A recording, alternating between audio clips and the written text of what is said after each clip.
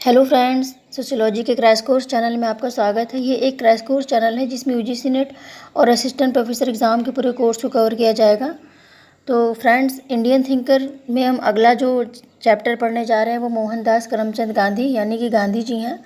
और इनका जो जन्म है वो 2 अक्टूबर 1869 और 30 जनवरी 1948 को इनकी मृत्यु हुई थी। ठीक है, नाथूराम गोडसे द्वारा गोली मारकर इनकी हत्या कर दी गई थी। ठीक है, तो ये इनके जीवन मरण का समय है, देख लीजिएगा। फिर है, इन्हें जो महात्मा की उपाधि है वो रविन्द्रनाथ टैगोर ने दी थी। ठीक है, और इन्हें महात्मा गांधी भी कहा जाता है क्योंकि महात्मा की जो उपाधि थी वो उनको मिली हुई थी। वो वैसे महात्मा नहीं थी, उनका सरनेम नहीं महात्मा था, वो उनको उपाधि के रूप में मिली हुई थी।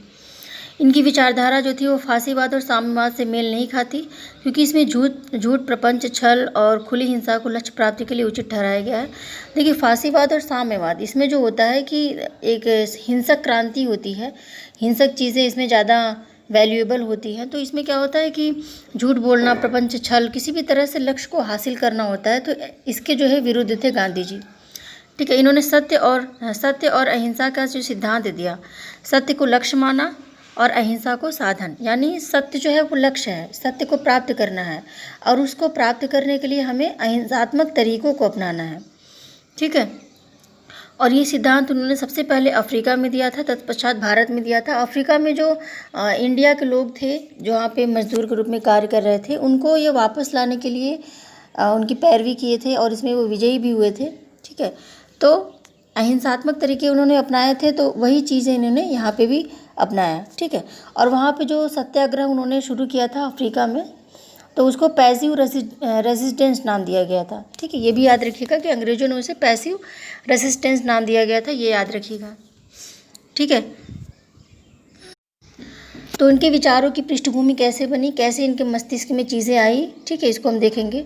तो इसके पहले मैं आपको बता दूं फ्रेंड्स कि जो गांधी जी का ये चैप्टर मैं आपको बता रही हूँ, इसमें मैंने सारी चीज़ें इन्वॉल्व की हुई हैं। आपको ऐसा कुछ नहीं मिलेगा कि जो इससे बाहर से प्रश्न आए। ठीक है, कई किताबों के मैटर को मैंने इसमें डाला हुआ है और इसके बाहर के प्रश्न नहीं बनते हैं, नहीं बनेंगे। तो आपको यहाँ वहाँ से भागने की ज़रूरत नहीं कि आपको क्या पढ़ना है क्या नहीं पढ़ना, ये सब सोचने के लिए टाइम बर्बाद मत कीजिए। इसी वीडियो को 2 से 3 बार देखिए और इतनी बार देखिए कि एकदम आपको याद हो जाए अच्छे से। ठीक है, इसी को अच्छे से याद कीजिए, आपको और कुछ भागने की ज़रूरत नहीं, A to Z पूरा नॉलेज है। ओके, तो पूरा फोकस होकर इसको आपको पढ़ना है। तो देखिए, इनका जो विचार था कैसे बना, धार्मिकता, आत्मानुशासन और धैर्य जैसे गुण थे गांधी जी में, वो इनकी माता जी से इनको प्राप्त हुआ था। ठीक है, इनकी माता जी का नाम पुतलीबाई था जो बहुत ही धार्मिक थी। तो कोई बच्चा है अगर शुरू से ही देख रहा है उनकी माता जी हैं, उपवास कर रही हैं, व्रत कर रही हैं, सत्यवादी हैं और ईश्वर की पूजा में विश्वास है उनका, ये सारी चीज़ें यदि कोई बच्चा देख रहा है तो उस पर प्रभाव पड़ेगा ही पड़ेगा, क्योंकि बच्चे पर सबसे ज़्यादा प्रभाव माता का ही होता है। ठीक है, चाहे वो लड़की हो या लड़का, माता का ही सबसे ज़्यादा प्रभाव होता है। तो माता यदि इतनी धार्मिक थी तो बच्चे में धार्मिकता ज़रूर आएगी। यही कारण था कि इनमें आत्मानुशासन, धैर्य और धार्मिकता जैसे गुण थे। ठीक है, तो बचपन से इनकी माता द्वारा इनकी ये चीज़ें प्राप्त होती थी। उन्हीं के प्रभाव में इन्होंने बाइबिल, गीता, कुरान पढ़ा। ठीक है, उन्होंने और भी धर्मों का अध्ययन किया, बाइबिल, गीता और कुरान, क्योंकि उनकी माता जी खुले विचारों की महिला थी। तो ऐसा नहीं कि हिंदुओं के प्रति कट्टर उनके विचार हो, हिंदू धर्म के प्रति रूढ़िवादिता हो, वो सभी धर्मों की बात करती थी। सभी धर्मों में ईश्वर है और सबके ईश्वर के सम्मान करना चाहिए। ठीक है, तो उन्होंने बाइबिल पढ़ा, गीता पढ़ा और कुरान पढ़ा। पढ़ने के बाद उन्होंने आध्यात्मिक और मौलिक तत्वों को जानने का प्रयास किया कि सभी धर्मों में कौन कौन से आध्यात्मिक और मौलिक चीज़ें हैं। ठीक है, इनके राजनीतिक गुरु गोपाल कृष्ण गोखले, ये उदारवादी दल के नेता थे जिसे उन्होंने धैर्य और शांति से कार्य करना सीखा। देखिए, जो गुरु होता है, गुरु का भी शिष्य पर बहुत ज़्यादा प्रभाव होता है। ठीक है, तो गोपाल कृष्ण गोखले उदारवादी दल के नेता थे, नरम दल के नेता थे। तो उस समय जब ये उनसे जुड़े तो उनसे इन्होंने धैर्य सीखा, शांति से चीज़ों को डील करना सीखा। ठीक है, काफ़ी चीज़ें इन्होंने सीखी और सीखते सीखते काफ़ी समय तक इन्होंने चीज़ों को सीखा। ठीक है, इन्होंने काफ़ी एज तक, क्योंकि जब इन्होंने पढ़ाई की तो ये बहुत ही कम एज के थे, बैरिस्टर बने और साउथ अफ्रीका में इन्होंने कार्य किया। तो धीरे धीरे इन्होंने क्या किया कि अनुभव के द्वारा दूसरे से मिलते गए, चीज़ों को सीखते गए। और आपने देखा होगा कि वृद्धावस्था में इन्होंने काफ़ी राष्ट्रीय आंदोलन में सहयोग किया। ठीक है, तो इतना लंबा जब एक्सपीरियंस होगा तो वो इंसान को चेंज कर देगा। तो ये भी चेंज हुए, जितने लोगों से मिलते गए, चीज़ों को ग्रहण करते गए और इनके अंदर परिवर्तन आता गया, यही चीज़ें थी कि इनके विचारों की पृष्ठभूमि बने। ठीक है। और ये लियो टॉलस्टॉय, थोरो, रस्किन बॉन्ड, ये जो विचारक थे इनको इन्होंने बहुत ही गहराई से पढ़ा और इन विचारकों का उनके हृदय पे बहुत ही बड़ा प्रभाव पड़ा। ठीक है। तो मैंने बोला ना कि शुरू से लेकर बचपन से ही वो धार्मिकता सीख रहे थे, फिर वो साउथ अफ्रीका गए, फिर वो और लोगों से मिले। ठीक है। फिर रस्किन बॉन्ड, टॉलस्टॉय और थोरो इनके प्रभाव में आए। फिर गोपाल कृष्ण गोखले, इतने लोगों से मिलते मिलते इनके विचारों में चेंज आना स्वाभाविक था। इनके अंदर जो गुण थे वो इन्हीं लोगों से मिलने के बाद विकसित हुए। ठीक है। और ये जो है राष्ट्रीय आंदोलन में कैसे योगदान देना चाहते थे, ये अंग्रेजों के हृदय परिवर्तन के द्वारा सहयोगात्मक संबंध रखते थे। हृदय परिवर्तन के लिए उनका जो हृदय है, उनका मन परिवर्तित हो जाए और वो छोड़कर चले जाए ये देश हमारा, ये चाहते थे। इसीलिए उन्होंने अंग्रेज़ों का साथ दिया, अंग्रेज़ों का सहयोग किया कि कभी न कभी उनको शर्म आएगी कि ये इंसान मुझ पर अत्याचार कर रहे हैं, यहाँ के लोगों पर अत्याचार कर रहे हैं और यहाँ के लोग हमारा सपोर्ट कर रहे हैं, तो इसी शर्म से वो चले जाएंगे। ये सोच कर वो क्या करते थे, अंग्रेज़ों का सपोर्ट करते थे। ठीक है। तो जो विश्व युद्ध हुआ था, तो विश्व युद्ध में भी इन्होंने भारतीय सैनिकों को अंग्रेज़ों के पक्ष में लड़ने के लिए तैयार किया था, तो काफ़ी सहयोग किया था इन्होंने अंग्रेज़ों का। ठीक है। फिर ये एक समाज सुधारक और सामाजिक विचारक के रूप में जाने जाते हैं, समाजशास्त्री नहीं थे। ठीक है। समाजशास्त्री नहीं थे, क्यों नहीं थे? क्योंकि समाजशास्त्री जो होता है वो चीज़ों को केवल दूर से ऑब्जर्व करता है। ठीक है। वो जैसे प्रयोगशाला में, लैब में कोई चीज़ हम तैयार करते हैं, बिल्कुल वस्तुनिष्ठ होता है वो, बिल्कुल नाप तौल के चीज़ों को हम उसका पूरा प्रमाण देते हैं। वही चीज़ समाजशास्त्र के साथ भी है कि कार्य कारण संबंधों के आधार पर हम चीज़ों को देखते हैं, सुनते हैं, समझते हैं और हमारे पास एक पर्याप्त प्रमाण भी होता है। ठीक है। तो यही बात थी कि ये समाजशास्त्री नहीं थे, क्योंकि ये लैब में या फिर समाज रूपी लैब में कोई चीज़ निरीक्षण करके उसको लिखते नहीं थे, उसको बताते नहीं थे, सिद्धांत नहीं बनाते थे, बल्कि समाज में जो कुरीतियाँ हैं उसको दूर करना चाहते थे, समाज में सुधार लाना चाहते थे और सामाजिक विचारक के रूप में माने जाते हैं, क्योंकि इन्होंने समाज को एक विचारात्मक ढांचा दिया। ठीक है। जिसको हम गांधीगिरी बोलते हैं। अब ये इन्होंने विचारात्मक जो ढांचा दिया, इसीलिए इनको सामाजिक विचारक बोलते हैं। और समाज में काफ़ी सुधार किया इन्होंने, अस्पृश्यता के विरुद्ध लड़ाई लड़ी इन्होंने। ठीक है। नमक कर जो हुआ, जितनी भी चीज़ें हुई, अत्याचार के विरुद्ध ये खड़े हुए, तो ये क्या हुए, समाज सुधारक भी थे और सामाजिक विचारक भी थे। ये आंदोलनकारी नहीं थे। ठीक है। ये प्रश्न यदि आता है कि क्या ये आंदोलनकारी थे, तो नहीं, आंदोलनकारी नहीं थे, ये समाज सुधारक थे, सोशल रिफॉर्मर थे। ठीक है। इनकी विचारधारा जो है वो उत्तर आधुनिक प्रवृत्ति से ज़्यादा मिलती है। देखिए, उत्तर आधुनिक प्रवृत्ति में मानव कल्याण पे ज़्यादा फोकस किया जाता है। ठीक है। और सकलता पर फोकस किया जाता है कि व्यक्तिवादिता को दूर रखा जाता है और जो सकल लाभ है, सकल जो चीज़ों का परिणाम है, वो आने का प्रयास किया जाता है कि सभी का कल्याण हो। ठीक है। तो ये उत्तर आधुनिक प्रवृत्ति से ज़्यादा मेल खाती है। इन्होंने एक आदर्श राज्य, राम राज्य की कल्पना की। तो देखिए, सबसे इम्पॉर्टेंट, मैंने इनके सारे विचारों को इनके राम राज्य में सम्मिलित कर दिया गया है, कर दिया, आगे मैं इसको मेंशन मैंने किया हुआ है। तो देखिए, राम राज्य इनका क्या है, यदि आप समझ गए तो गांधी जी के विचारों को पूरी तरह से समझ जाएंगे। ठीक है। तो राम राज्य क्या है हम जानते हैं।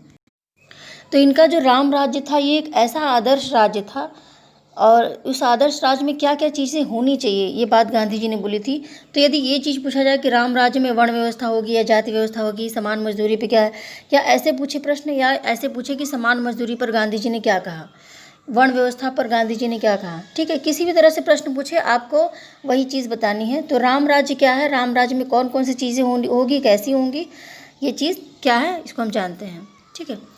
पहली बात तो है कि राम राज्य में जाति नहीं होगा, वर्ण होगा। गांधी जी ने कहा कि राम राज्य एक ऐसा राज्य होगा, एक ऐसा आदर्श राज्य होगा, एक ऐसा आदर्श समाज होगा जहाँ पे जाति नहीं होगी, जाति के आधार पर किसी व्यक्ति को प्रताड़ित नहीं किया जाएगा, बल्कि वर्ण व्यवस्था होगी। ठीक है।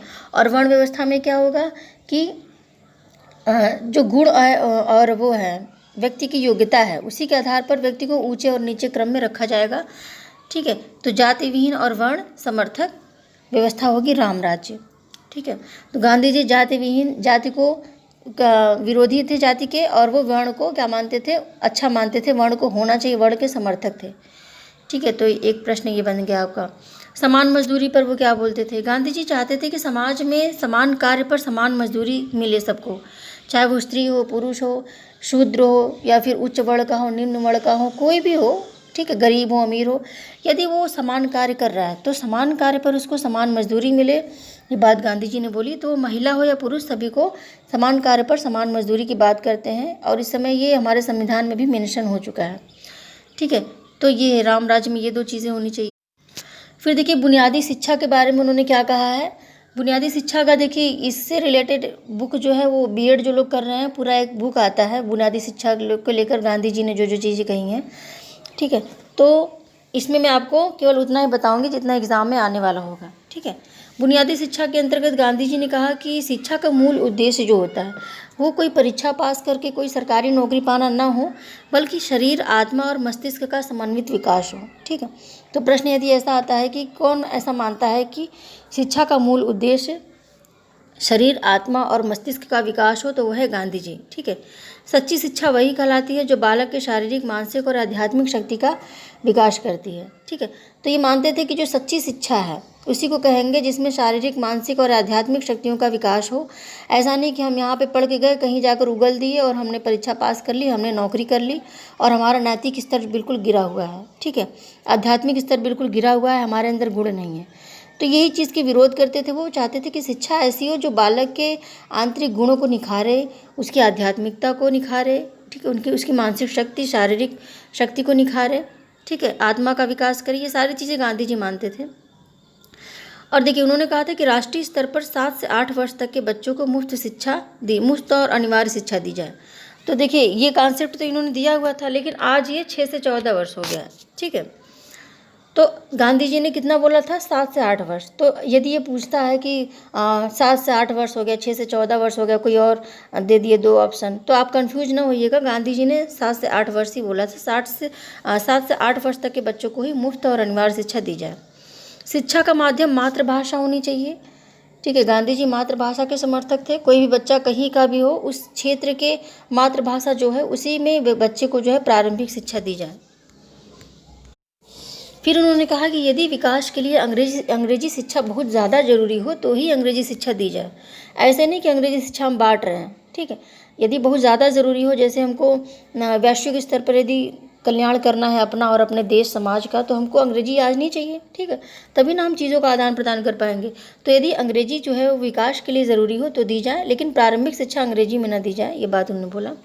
शिक्षा के साथ साथ बच्चों को हस्तशिल्प और दस्तकारी का भी ज्ञान होना चाहिए ताकि वो स्वावलंबी बने, ठीक है। तो गांधी जी, मैंने आपको बता दिया कि शिक्षा का उद्देश्य जो है वो पढ़ के केवल नौकरी पाना ना हो कि यहाँ हमने पढ़ा और फिर हमने जाकर परीक्षा में उगल दिया और हम क्या हुए, नौकरी पा लिए।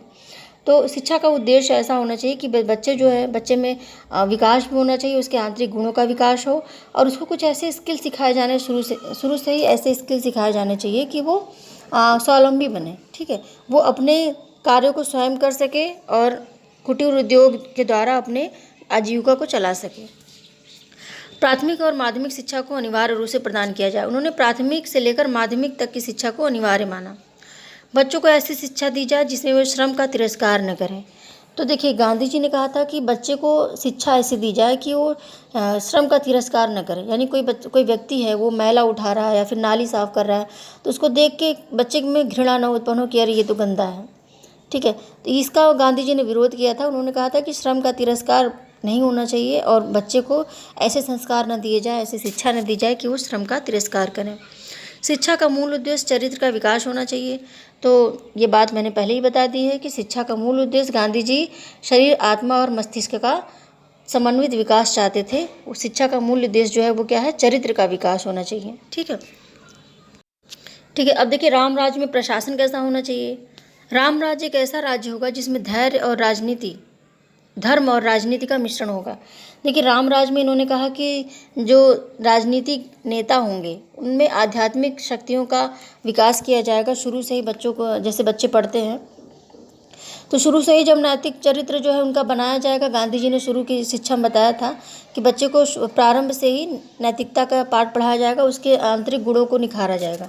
तब जो वो व्यक्ति नेता बन के जाएगा तो क्या होगा, जो राज्य होगा, राज्य को आध्यात्मिक दृष्टि से भी देखेगा, ठीक है, चरित्र को, उसके नैतिकता जो होती है, नैतिकता उसकी प्रबल होगी तो कार्य भी अच्छे करेगा। तो उन्होंने कहा कि धर्म और राजनीति का मिश्रण होना चाहिए। नैतिक आधार पर चीज़ों को देखना चाहिए। ऐसा नहीं कि बस राजनीति को केवल क्रूएल ढंग से जैसे राजतंत्र चलता है वैसे चलें। हर चीज़ को नैतिकता की कसौटी पर कस कर तभी कार्य करें। तो ये बात उन्होंने बोला था। सत्ता का विकेंद्रीकरण, तो इन्होंने बोला था कि राम राज्य में जो सत्ता होगी वो किसी राज्य में नहीं होगी, किसी व्यक्ति या समूह में नहीं होगी, ठीक है, वो स्थानीय स्तर पर होगी। जैसे कोई बहुत बड़ा देश हो गया, इसमें छोटे छोटे जो स्थानीय समूह हो गए, इनमें सत्ता जो है केंद्रित होगी। ये पूरा मालिक होगा अपने एरिया का, ठीक है। ये जो छोटे छोटे समूह हैं ये अपने एरिया के पूरे मालिक होंगे, ये जैसे चाहेंगे वैसे चलाएंगे और आत्मनिर्भर होंगे ये, ठीक है। ये बात उन्होंने कहा कि जो स्थानीय स्तर पर गांव है, गाँव को पूर्ण गणराज्य बनाया जाए, उनको अपने निर्णय लेने की पूरी स्वतंत्रता हो, ठीक है। ये बात उन्होंने कहा कि राज्य नहीं होना चाहिए बल्कि छोटे छोटे स्तर पर गाँव को गणराज्य बनाया जाए और उनको पूरी संप्रभुता प्रदान की जाए, ठीक है। और गांव का जो शासन है वो 5 व्यक्तियों का होगा जिसको पंचायत के द्वारा संचालित किया जाएगा। और यही व्यवस्थापिका, कार्यपालिका और न्यायपालिका, यानी गांव के स्तर पर छोटे छोटे जो गांव हैं उनके स्तर पर व्यवस्थापिका, कार्यपालिका और न्यायपालिका अलग अलग होगी हर गांव की, ठीक है। ये गांव राजनीतिक और आर्थिक दृष्टि से स्वावलंबी होंगे। तो राजनीति गांव में जो पंच होंगे, ठीक है, जो 5 पंचायत जो होती है उसमें जो पंच होंगे वही निर्णय लेंगे कि कैसे गांव का अच्छे से अच्छा विकास किया जाए, कैसे गांव को स्वावलंबी बनाया जाए, आर्थिक और राजनीतिक दृष्टि से, सामाजिक दृष्टि से गांव को कैसे और ज़्यादा उत्कृष्ट बनाया जाए।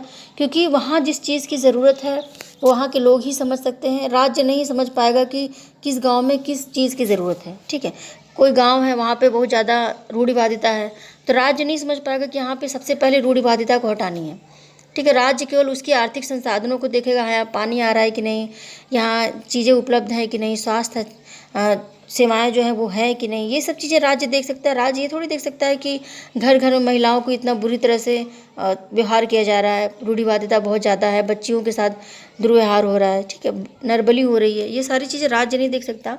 ये जो वहाँ के स्थानीय स्तर के लोग होंगे, जो पंच होंगे, उनके आधार पर निर्णय लिया जाए जिससे गांव है उसका विकास किया जाए और गांव को एक गणराज्य माना जाए, ठीक है। तो देखिए गणराज्य की जो बात है वो मेटकाफ ने भी की थी, चार्ल्स मेटकाफ ने, लेकिन उन्होंने अलग बात बोली थी। उनका एक कोटेशन है वो अलग है और इनका जो है वो अलग है, याद रखिएगा दोनों में अंतर। और जो राम राज्य होगा, जो आदर्श राज्य होगा, उसमें क्या होगा, राज्य का हस्तक्षेप न्यूनतम होगा, यानी राज्य का हस्तक्षेप बिल्कुल नहीं होगा, ठीक है। उन्होंने क्या माना है कि एक उप आदर्श राज्य होगा और एक पूर्ण आदर्श राज्य होगा, ठीक है। 2 प्रकार के राज्य बताए उन्होंने कि दोनों में से कोई भी हो सकता है, राम राज्य में चल सकता है। जो पूर्ण आदर्श राज्य होगा उसमें तो राज्य बिल्कुल नहीं होगा, राज्य कोई हस्तक्षेप नहीं करेगा। जो छोटे छोटे गाँव हैं वो पूर्ण स्वावलंबी होंगे और पूरी तरह से गणराज्य अपना आपको एक देश मानकर पूरा निर्णय लेंगे और व्यवस्था को संचालित करेंगे, ठीक है। और जो उप आदर्श राज्य होगा उसमें राज्य का न्यूनतम हस्तक्षेप होगा लेकिन अहिंसात्मक समाज होगा, हिंसा बिल्कुल नहीं होगी, अहिंसा होगी, लोग सत्यवादी होंगे, लोग आदर्शवादी होंगे, नैतिकता बहुत ही हाई होगी लोगों में और राज्य का भी हस्तक्षेप होगा, ठीक है, लेकिन बहुत ही सीमित, ठीक है। तो उन्होंने लोकतांत्रिक राज्य की बात की कि लोकतांत्रिक राज्य होगा, अहिंसात्मक समाज होगा, लोकतांत्रिक राज्य होगा, लोगों में नैतिकता बहुत हाई होगी और जनता के प्रति उत्तरदायित्व होगा, ठीक है। जनता के प्रति राजनीतिक और नैतिक उत्तरदायित्व होगा और स्थानीय स्तर पर सत्ता विकेंद्रित होगी। यहाँ पे भी स्थानीय स्तर पर सत्ता विकेंद्रित होगी, ठीक है। राज्य जो है वो सीमित हस्तक्षेप ही करेगा, पूर्ण हस्तक्षेप नहीं करेगा। इसको उन्होंने उप आदर्श राज्य बोला। तो 2 प्रकार के आदर्श राज्य है, उप आदर्श राज्य और पूर्ण आदर्श राज्य। इसमें आप अंतर जो है याद रखिएगा। देखिए सारी चीज़ें इसमें बहुत इंपॉर्टेंट है, जो बहुत इंपॉर्टेंट है मैंने वही मेंशन किया हुआ है। निजी संपत्ति का अस्तित्व, देखिए राम राज्य में उन्होंने बोला कि निजी संपत्ति होगी, ठीक है। ऐसा नहीं कि निजी संपत्ति समाप्त हो जाएगी, निजी संपत्ति होगी और वो संपत्ति कैसी होगी कि व्यक्ति जो है वो उतना ही धन अपने ऊपर खर्च करेगा जितना उसको ज़रूरत है, ठीक है। जितना उसको ज़रूरत है उतना ही धन खर्च करेगा, एक्स्ट्रा वो पैसे का अपरिग्रह नहीं करेगा, एक्स्ट्रा उसको इकट्ठा करके रखेगा नहीं अपनी पीढ़ियों के लिए। जितना आवश्यक हो उतना खर्च करे, बाकी धन का वो क्या करे, ट्रस्टी बनेगा, यानी वो धन का केवल रखवाला है, धन उसका है नहीं, ठीक है। ऐसा मान के वो उस धन को लोक कल्याण के लिए लगाएगा, समाज के कल्याण के लिए लगाएगा। यही बात उन्होंने कहा कि जो ट्रस्टी होता है, ट्रस्टीशिप का सिद्धांत उनका यही है कि जो धनी लोग हैं वो जितना उनको आवश्यक है उतना धन का यूज करें, बाकी जो उनकी कमाई हो रही, बाकी जो धन उनका आ रहा है उसका केवल रखवाला अपने आप को माने, केवल ट्रस्टी माने और उसको लोक कल्याण के लिए लगाएं, ठीक है। यही है कि निजी संपत्ति होगी, लेकिन उस निजी संपत्ति का व्यक्ति जो है सीमित उपभोग करेगा, जितना उसको आवश्यक है उतना ही उपभोग करेगा। विशाल जो उद्योग है वो समाप्त होंगे और छोटे छोटे कुटीर उद्योग बनेंगे।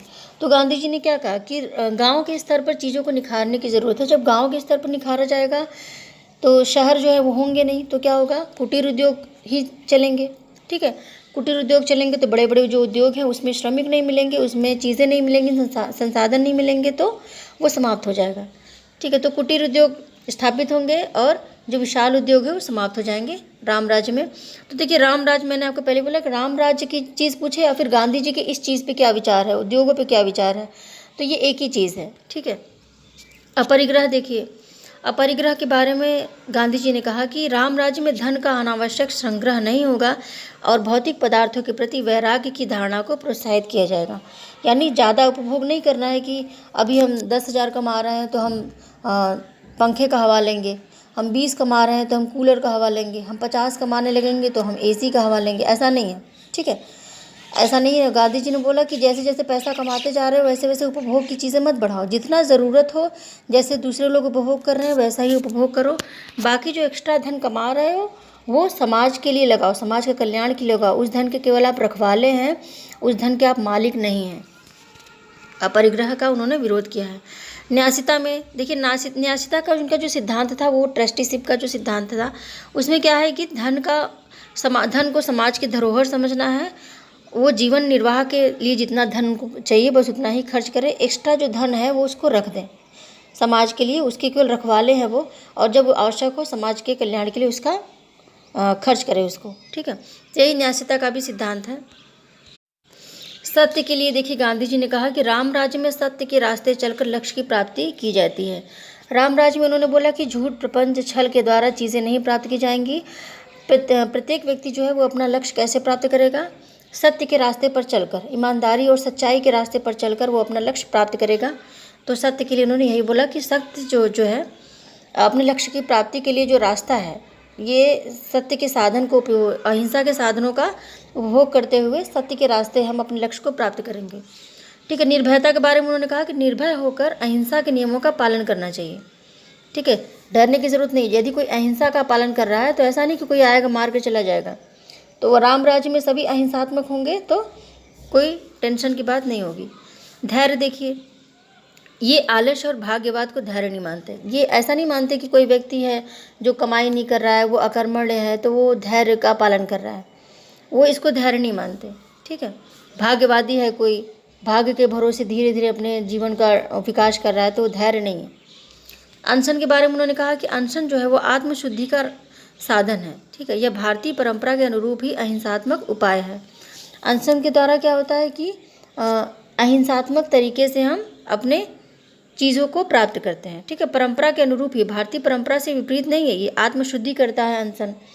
ठीक है, आमरण अनशन जो होता है, भूखमरी, जो लोग खाना पीना छोड़ देते हैं, उससे आत्मशुद्धि होती है। धर्मनिरपेक्ष समाज के बारे में उन्होंने जो राम राज की बात की, उन्होंने कहा कि राम राज्य जो है वो धर्मनिरपेक्ष समाज होगा। ठीक है, सामाजिक घटनाएं धार्मिक व्याख्याओं से दूर होंगी, सभी धर्म समान होंगे, किसी एक धर्म को विशेष नहीं माना जाएगा। उन्होंने कहा कि किसी भी चीज़ का मूल्यांकन हम धर्म के आधार पर नहीं करेंगे कि ये धर्म बहुत ऊंचा है, ये धर्म नीचा है। ठीक है, या फिर कोई व्यक्ति है किसी और धर्म का है तो उसको घृणा की दृष्टि से देखना, किसी घटना का मूल्यांकन, सामाजिक घटना का मूल्यांकन धर्म के आधार पर करना, इन सब चीज़ों को गांधी जी बुरा मानते थे। कहते थे नहीं, धर्म के आधार पर चीज़ों की व्याख्या नहीं होनी चाहिए। तो यदि आप देखेंगे तो हमारा जो संविधान है, काफ़ी चीज़ें गांधी जी के विचारों को इसमें सम्मिलित किया गया है। धर्मनिरपेक्ष राज्य भी है, समान मजदूरी भी दिया जाता है। ठीक है, जाति जो है उसको, जाति को कोई वैल्यू नहीं दी गई है। ठीक है, तो गांधी जी के काफ़ी विचारों को संविधान में सम्मिलित किया गया है। गोवध निषेध, तो जो राम राज्य होगा वहाँ पे गायों की हत्या नहीं होगी, गाय हो या फिर बैल हो। ठीक है, गोवंश जितने होते हैं गाय से रिलेटेड, उनकी हत्या नहीं होगी, क्योंकि धार्मिक और आर्थिक दृष्टि से गौ बहुत महत्वपूर्ण है, इनकी रक्षा होनी चाहिए। तो देखिए, गांव जो होता है, गांव में बैल इंपॉर्टेंट होता है, गाय इंपॉर्टेंट होती है, गाय का गोबर जो होता है वहाँ के खाद के रूप में उपयोग होता है, बैल जो होता है उससे खेत जोतते हैं। ठीक है, तो आर्थिक दृष्टि से ये इम्पोर्टेंट है ही, धार्मिक दृष्टि से भी इम्पोर्टेंट है, क्योंकि हिंदू धर्म से जुड़ा हुआ है। ठीक है, और हिंदुस्तान में ज़्यादातर हिंदू धर्म के लोग रहते हैं।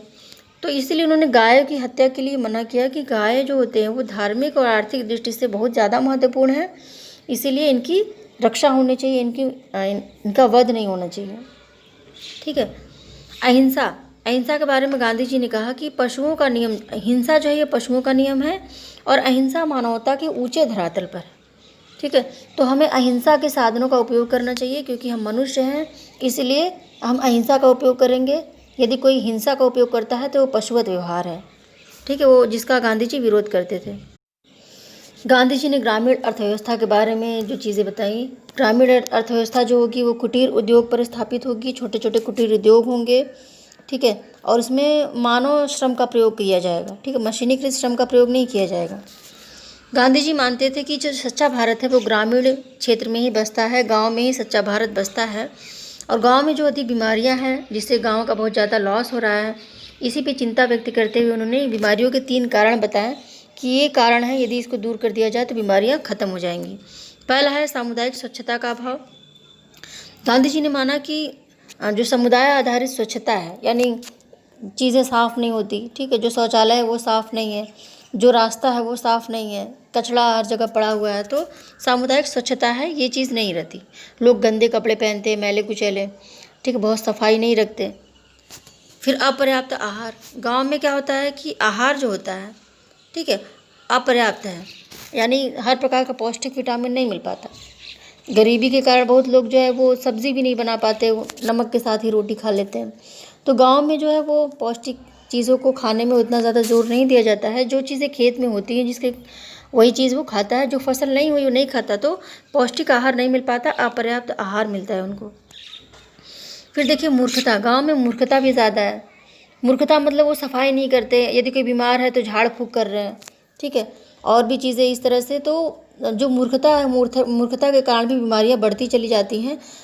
ठीक है, कोई बीमारी हुई तो लगता नहीं नहीं हमको तो बस ऐसे ही, तो इस तरह से ये मूर्खता ही है ना कि उनको डॉक्टर के पास ले जाना, उनको नीम हकीम जो है वैद्य जी हैं उनको दिखाना है, ऐसा नहीं। वो सोचते हैं कि अपने आप ही सब ठीक हो जाएगा। तो ये 3 चीज़ उन्होंने बताया कि इसी के कारण जो है गाँव में बीमारी है, और ये चीज़ यदि दूर की जाए तो गाँव में क्या होगा, बीमारियां दूर हो जाएंगी। ठीक है, इसके अलावा गांधी जी आयुर्वेद के भी समर्थक थे। वो आयुर्वेद को अपनाते हुए बीमारियों को दूर करने में ज़्यादा पक्ष लेते थे इसका। ठीक है, तो ये भी यदि पूछा जाए कि आयुर्वेद के समर्थक थे या नहीं, तो हाँ में जवाब है, क्योंकि गांधी जी जो थे वो आयुर्वेद के समर्थक थे। वो प्राचीन परंपरा के अनुसार लोगों को जीना सिखाते थे। ठीक है, और बीमारी के ये 3 कारण थे, यदि 3 कारण जो है ये दूर कर दिए जाए तो बीमारियां दूर होंगी ग्रामीण क्षेत्र में, गांधी जी ने। तो गांधी जी का दार्शनिक अराजकतावाद क्या है? व्यक्ति में नैतिकता की जो कमी है उसके लिए उन्होंने चिंता व्यक्त करते हुए कहा कि आज जो मशीनों का ज़्यादा से ज़्यादा प्रयोग हो रहा है समाज में, इसी के कारण व्यक्ति में नैतिकता जो है वो ख़त्म होती जा रही है। ठीक है, मशीन के साथ व्यक्ति 8-8, 9-9 घंटे लगा हुआ है, व्यक्ति से बात नहीं कर रहा है, फिर घर पे जाकर थका हारा सो जाता है, तो उसको समाज में लोगों से मिलने का, अपने गुणों का विकास करने का समय नहीं मिलता। इसी कारण व्यक्ति जो है वो आत्महीन एक मशीन बन गया है, एक ऐसा मशीन जिसमें स्व है ही नहीं। ठीक है, उसकी स्वयं की जागरूकता नहीं है।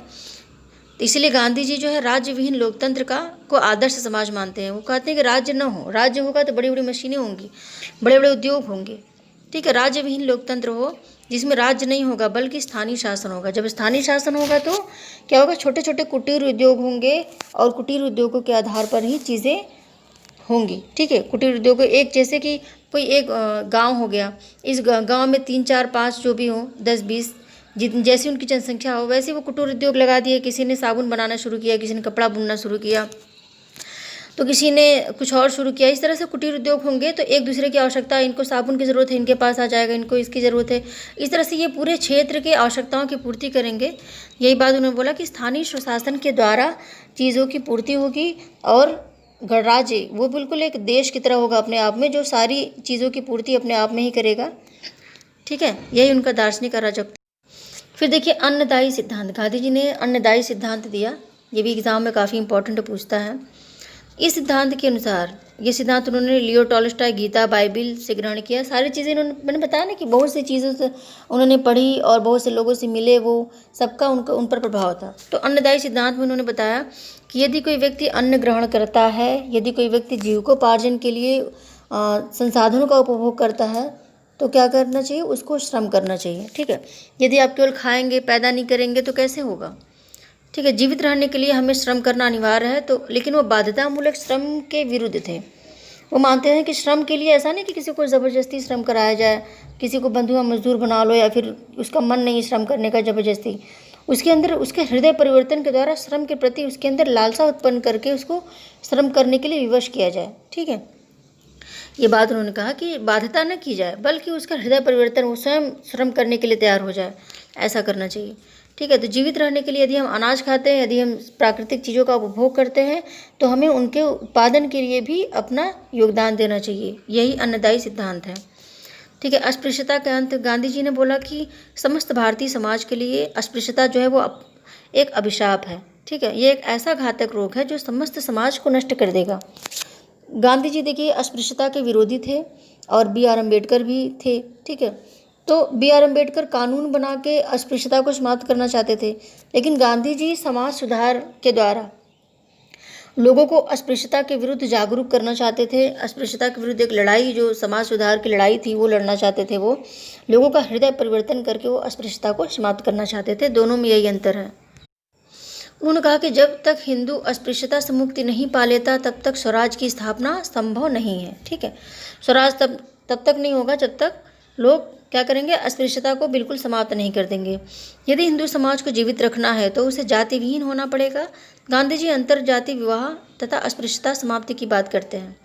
गांधी जी मानते हैं कि अंतरजातीय विवाह के द्वारा अस्पृश्यता को समाप्त किया जाए, यानी जब अलग अलग जातियों में विवाह संबंध होगा तो धीरे धीरे जातियां जो है समाप्त हो जाएंगी। इसी के लिए गांधी जी मानते थे। जबकि जो B.R. अम्बेडकर थे वो अस्पृश्यता समाप्त करने के लिए कानून बनाना पसंद करते थे। वो चाहते थे कि कानून जो है वो बने। ठीक है, ठीक है, बाद में क्या हुआ, वो गांधी जी से जब मिले, गांधी जी से प्रभावित हुए, तो उन्होंने भी अंतरजातीय विवाह की बात की। लेकिन प्रारंभ में उनका जो विचार था वो कानून बनाकर अस्पृश्यता को समाप्त करना था। देखिए, उन्होंने अस्पृश्य व्यक्तियों का हरिजन कहा। हरिजन मतलब, हरि का मतलब क्या, हरि का मतलब विष्णु, जन का मतलब होता है लोग। ठीक है, तो विष्णु के लोग मतलब भगवान के लोग, ईश्वर की संतान। ठीक है, अस्पृश्य व्यक्तियों को उन्होंने हरिजन यानी ईश्वर की संतान कहा। अस्पृश्यता निवारण के लिए भारत सेवक संघ की स्थापना की उन्होंने। ठीक है, तो उन्होंने अस्पृश्यता समाप्त के लिए भारत सेवक समाज की स्थापना की, संघ की। और उन्होंने एक कोटेशन भी दिया है कि मेरी अस्पृश्यता के विरुद्ध लड़ाई मानवता में छिपी अशुद्धता की लड़ाई है। ठीक है, उन्होंने कहा कि अस्पृश्यता जो है, मानव में जो अशुद्धता होती है वही अस्पृश्यता है, और मेरी जो लड़ाई है ये इसके विरुद्ध है। ठीक है, देखिए उन्होंने कुछ साप्ताहिक पत्रिकाएं भी प्रकाशित कराई थी। कौन कौन सी ये देख लेते हैं। अंग्रेजी में हरिजन, ठीक है, और हिंदी में हरिजन सेवक, और गुजराती में हरिजन बंधु। तो इससे 3 प्रश्न बन गए कि हरिजन पत्रिका किस भाषा में प्रकाशित हुई थी, तो अंग्रेजी में। किसने प्रकाशित कराई, गांधी जी ने। और ये कैसी पत्रिका थी, तो साप्ताहिक। ठीक है, उसी तरह से हरिजन सेवक कैसी पत्रिका थी, साप्ताहिक पत्रिका थी। किसने प्रकाशित कराया, गांधी जी। और किस भाषा में, हिंदी। ठीक है, फिर है हरिजन बंधु, इसमें है गुजराती भाषा में। किसने प्रकाशित कराया, गांधी जी। और ये कैसी पत्रिका थी, साप्ताहिक। इसमें मिलान करने में भी आ सकता है, ये 3 पत्रिका दे दिया, 3 भाषा दे दिया और इसमें मिलान करने का आ गया, तो आप इसमें फंस जाएंगे। तो याद रखिएगा, बिल्कुल इसको दिमाग में बैठा लीजिए, ये एग्ज़ाम में बिल्कुल आ सकता है। ठीक है, और यही पूछता है अक्सर। गांधी जी ने कहा कि हृदय में क्रोध, लालसा व इसी तरह की अन्य भावनाएं रखना भी अस्पृश्यता है। गांधी जी ने कहा कि जो हम अपने अंदर मैल रखते हैं, जो क्रोध, ईर्ष्या रखते हैं, ये सब भी अस्पृश्यता के अंतर्गत आता है। अतः इसे हमें समाप्त करना चाहिए। ये कोटेशन इंपॉर्टेंट है। गांधी जी ने इस्लाम से बंधुत्व की अवधारणा ली। तो ये पूछ सकता है कि बंधुत्व की धारणा किसने ली, तो इस्लाम। थोरो से उन्होंने सविना अवज्ञा आंदोलन, करबंदी और स्वप्रेरणा को लिया। ठीक है, ये 3 चीज़ उन्होंने थोरो से लिया। ठीक है, तो याद रखिएगा। रस्किन की पुस्तक अनटू दिस लास्ट से गांधी जी ने सर्वोदय का विचार लिया। ठीक है, इसी पुस्तक के गुजराती संस्करण का नाम सर्वोदय रखा। तो अनटू दिस लास्ट का उन्होंने गुजराती भाषा में जो अनुवाद किया, जो संस्करण दिया उन्होंने, उसको उन्होंने सर्वोदय नाम दिया, और इसी पुस्तक से उन्होंने सर्वोदय का विचार लिया। ठीक है, तो यदि ये प्रश्न पूछा जाता है कि सर्वोदय का विचार गांधी जी ने कहाँ से लिया था, या फिर सर्वोदय की बात सबसे पहले किसने की थी, तो गांधी जी ने की थी। और उन्होंने लिया कहाँ से था, जॉन रस्किन बॉन्ड की पुस्तक अनटू दिस लास्ट। ठीक है, ये याद रखिएगा, बहुत ही इंपॉर्टेंट है। और सर्वोदय का मतलब क्या है, सभी वर्गों के उदय की बात की जाती है इसमें। ठीक है, इसमें सभी लोग एक दूसरे को सज्जन समझे, सभी लोग अहिंसात्मक नियमों का पालन करें, सभी लोग सत्यवादी सत्य बोलें, ठीक है, और सभी लोग नैतिक नियमों का पालन करें, सभी के अंदर नैतिकता हाई हो। ये सारी चीज़ें जो है सर्वोदय के अंतर्गत उन्होंने बताया था। देखिए, रस्किन की पुस्तक क्राउन ऑफ वाइल्ड टीवेस से इन्होंने शारीरिक श्रम के प्रति आदर सीखा। तो मैंने आपको बोला कि जितनी पुस्तकें पढ़ते गए, जितने लोगों से मिलते गए और भी जीवन में जो जो चीज़ें इन्होंने सीखी, सबसे सीखते सीखते ये बाद में परिपक्व स्व बने और तब जाकर ये वृद्धावस्था में इतना ज़्यादा पूर्ण तरह से परिपक्व हो चुके थे, ठीक है। तो उन्होंने एक चीज़ से, एक व्यक्ति से सब कुछ नहीं सीखा था। उन्होंने लक्ष्य प्राप्ति के लिए साध्य और साधन की पवित्रता पर बल दिया, साध्य से भी अधिक साधन की पवित्रता पर बल दिया। यहाँ से प्रश्न बन सकते हैं, जैसे साधन होंगे वैसा ही साध्य होगा। देखिए, साध्य और साधन की पवित्रता क्या है। मान लीजिए साधन है, ये साध्य है। यदि हम साधन की पवित्रता की बात करें कि साधन पवित्र है, तो हमको नेट क्वालिफाई करना है और हम 6 महीने अच्छे से पढ़ेंगे, पढ़ने के बाद हम नेट को क्वालिफाई करेंगे, पेपर उसका देंगे, ठीक है। तो ये तो साधन पवित्र हो गया।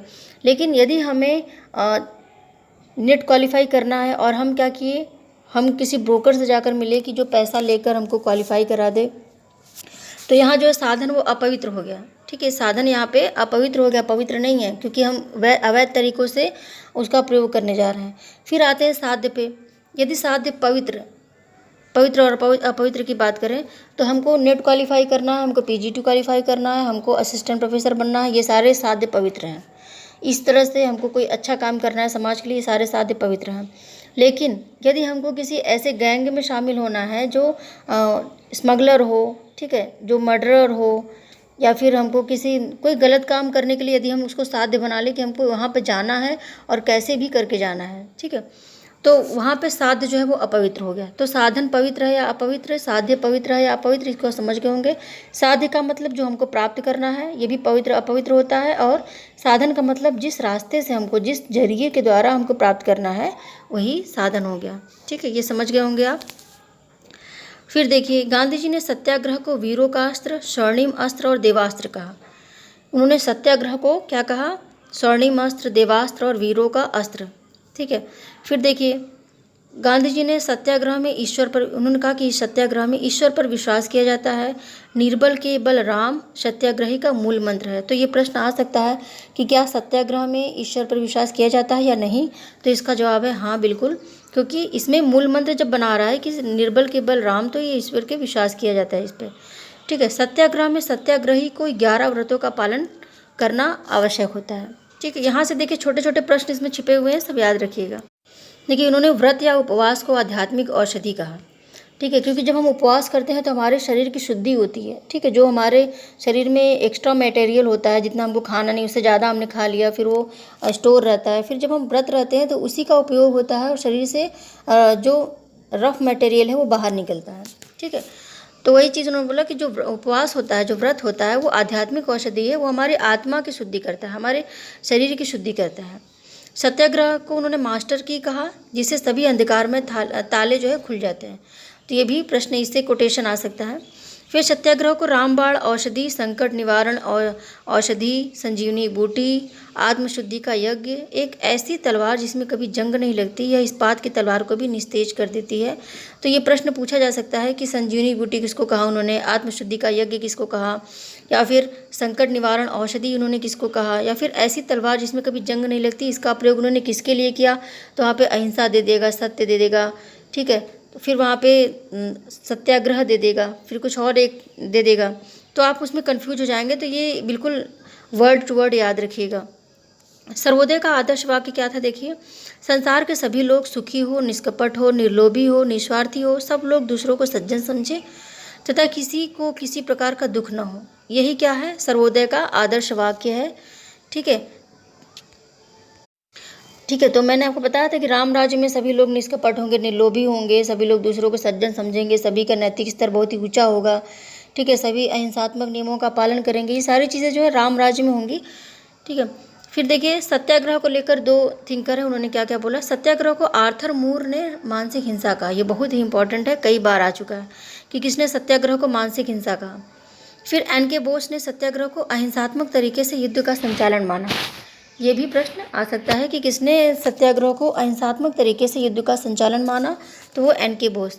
तो देखिए गांधी जी से रिलेटेड सारी चीज़ें मैंने इसमें बता दी हुई हैं, और इसको आप कई कई बार देख के अच्छे से कंठस्थ कीजिए, ठीक है, क्योंकि यहीं से प्रश्न आएंगे, कहीं से प्रश्न बाहर से नहीं आएंगे। इसमें प्रश्न छिपे हुए हैं, जो कोई वर्ड लिखा है उसमें हो सकता है वर्ड टू वर्ड वही चीज़ ना पूछे, उसके अंदर की चीज़ उस कॉन्सेप्ट को पूछ दें, ठीक है। तो इससे बाहर प्रश्न नहीं आएंगे, ये तो गारंटी है। लेकिन आपको इसको अच्छे से याद करना होगा, उनके पूरे विचार को उनके विचारों में जाकर उसको देखना होगा, ठीक है। ओके फ्रेंड्स, तो गांधी जी के चैप्टर यहीं पर फिनिश होता है। तो फ्रेंड्स, आपसे मेरा ये एक रिक्वेस्ट है कि एक वीडियो बनाने में काफ़ी मेहनत लगती है, काफ़ी जगहों का मैटर एक जगह कलेक्ट करना, फिर उसको पढ़ाना, ठीक है। फिर पढ़ाते समय कोई व्यवधान हो गया तो शुरू से फिर से सब कुछ, तो ये सब चीज़ें होती हैं। अपलोड करने में भी 1 से 1.5 घंटे 2 घंटे लग जाते हैं, ठीक है। तो प्लीज़ कम से कम 1 लाइक तो कर ही दिया कीजिए, ठीक है, क्योंकि काफ़ी मेहनत लगती है और मैं आपके लिए जल्दी जल्दी लगी हुई हूँ ताकि आपका कोर्स कंप्लीट हो जाए और वो पीछे ना छूट जाए, ठीक है। तो प्लीज़ 1 लाइक तो कर ही दिया कीजिए। तो वीडियो अच्छा लगा हो तो वीडियो को लाइक कीजिए, शेयर कीजिए, और मेरे कंटेंट अच्छे लगे हों तो चैनल को सब्सक्राइब कर लीजिए। और यदि आप पहली बार मेरे चैनल पे आए हैं तो चैनल को सब्सक्राइब कर लीजिए और बेल आइकन को ज़रूर दबा दीजिएगा, ताकि जब भी मैं कोई वीडियो अपलोड करूँ तो उसकी नोटिफिकेशन आपके पास पहुँच जाए, ठीक है, और कोई भी लेक्चर आप मिस ना करें। ओके, तो मिलते हैं फिर अगली वीडियो में, तब तक के लिए बाय।